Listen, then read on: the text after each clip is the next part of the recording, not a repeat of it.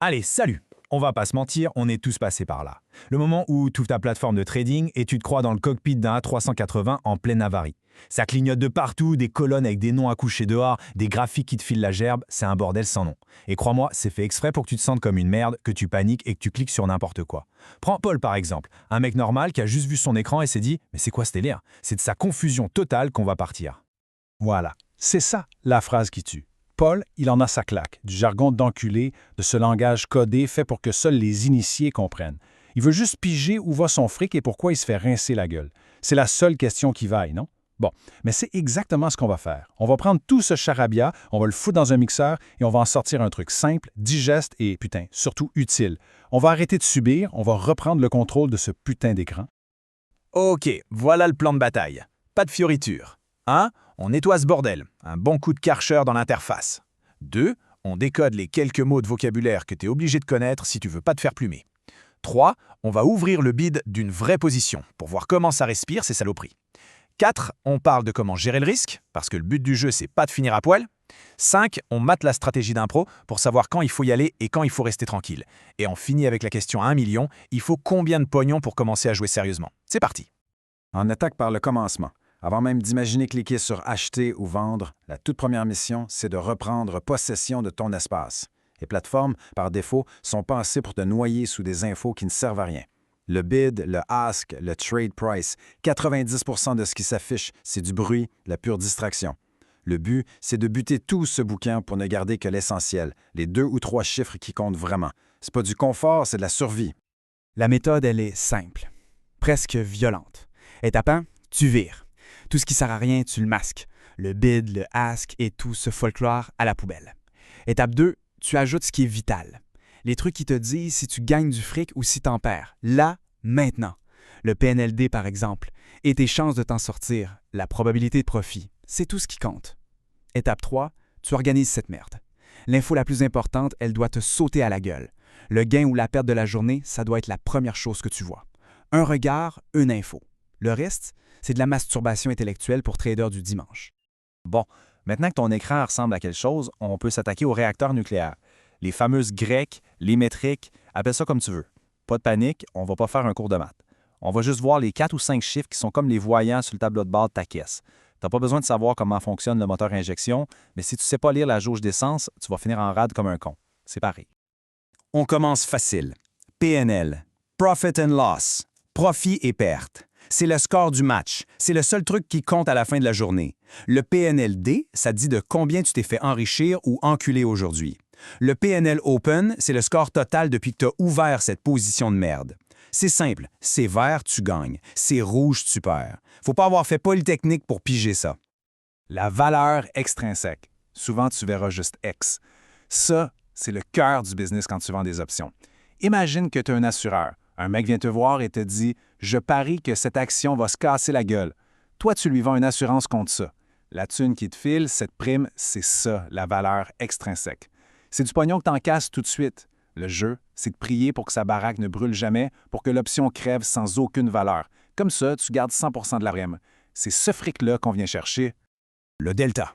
Ah, celui-là, il est capital. C'est ta mesure d'exposition au danger. En gros, ça te dit à quel point tu as le cul sur les charbons ardents. Si tu as un delta de 10, comme Paul sur sa position, ça veut dire que tout se passe comme si tu possédais 10 putains d'actions. Si l'action monte de 1 $, paf, tu gagnes 10 $. Si elle baisse de 1 $, paf, tu perds 10 $. C'est aussi con que ça. Ça te permet de savoir en une seconde à quel point tu risques de te faire défoncer. Et pour finir, le Theta, mon petit chouchou. Le Theta, c'est le dieu du temps. C'est le loyer que tu touches tous les jours. Quand tu vends une option, tu vends du temps. Chaque jour qui passe sans rien ne se passe, l'option perd de la valeur. Et cette valeur, elle tombe où? Direct dans ta poche.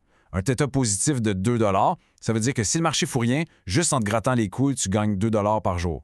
Le temps devient ton employé. Il bosse pour toi pendant que tu pionces. Et ça, c'est putain de bon. Bon, assez de théorie à la con. On va passer au concret, on va prendre la position de Paul sur l'action KMB et on va la désosser. On va appliquer ce qu'on vient de voir pour enfin piger ce qui se trame là-dessous. C'est en mettant les mains dans le cambouis d'un vrai trade, avec ses moments de gloire et ses moments de merde, qu'on comprend comment tout ça s'emboîte. Alors voilà la bête. La position de Paul, c'est pas un truc simple. C'est ce qu'on appelle un spread, une construction avec 4 contrats différents, 4 jambes. Il y a 2 options qu'il a vendues et 2 qu'il a achetées pour se couvrir. Et c'est là que le débutant se chie dessus. Il regarde ligne par ligne, il voit le put vendu à 100 qui affiche moins 24 $, et là, c'est la panique. Il se dit « Putain, je perds du fric sur ce truc ». Et c'est là que tout se joue. La leçon la plus importante de toutes, c'est celle-là. On s'en branle du PNL de chaque jambe. C'est du bruit, une distraction pour les pigeons.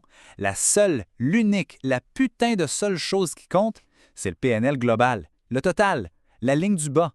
Dans le cas de Paul, il y a une jambe à moins 24. Ouais, et alors? La position complète n'est qu'à moins 14. Les autres jambes font leur boulot et compensent. Le pro, il ne regarde que le total. Le débutant, il se noie dans les détails et il prend des décisions de panique à la con. Le but, c'est de ne plus jamais être ce débutant. OK. On a un écran propre, on pige le jargon, on sait comment lire une position. Bien. Maintenant, le plus important, comment on fait pour pas tout perdre?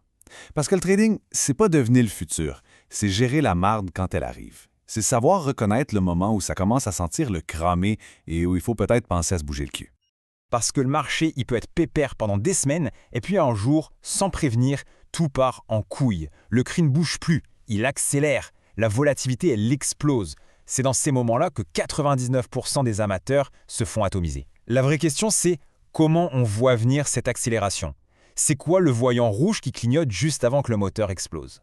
Ce voyant, c'est le gamma. Si le delta, c'est la vitesse de tes pertes, le gamma, c'est l'accélérateur. C'est la vitesse à laquelle ta vitesse change.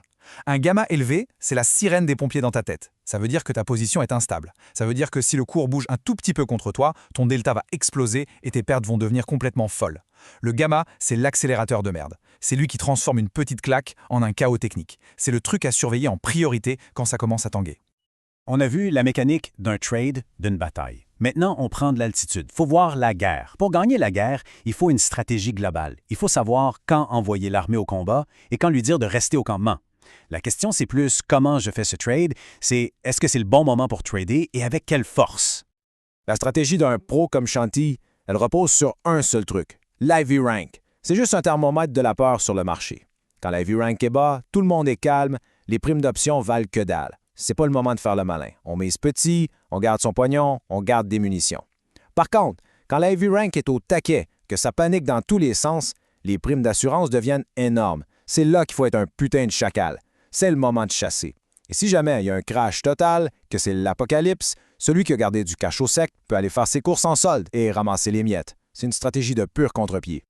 On y vient. La question la plus importante. La question que tout le monde se pose en se rongeant les ongles. C'est super tout ça, mais il faut combien de fric? C'est quoi le ticket d'entrée pour pouvoir jouer dans la cour des grands sans être à l'étroit comme dans un Twingo à 5?